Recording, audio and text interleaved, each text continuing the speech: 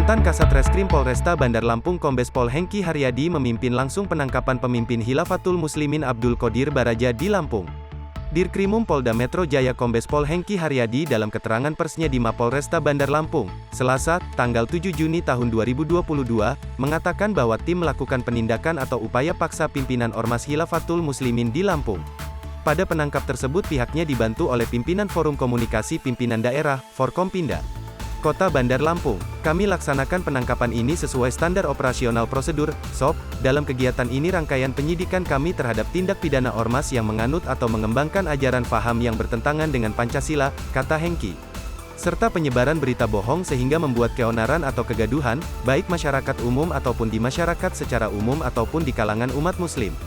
Sebelumnya diberitakan, Polda Metro Jaya mengamankan pimpinan tertinggi Ormas Khilafatul Muslimin, Abdul Qodir Baraja. Abdul Qodir Baraja ditangkap di Lampung. Kabid Humas Polda Metro Jaya Kombes Pol Endra Zulpan mengonfirmasi hal ini. Benar, Polda Metro Jaya telah menangkap pimpinan Khilafatul Muslimin Abdul Qodir Baraja di Lampung, ucap Kabid Humas Polda Metro Jaya Kombes E Zulpan saat dihubungi tribunnews.com, Selasa, tanggal 7 Juni tahun 2022.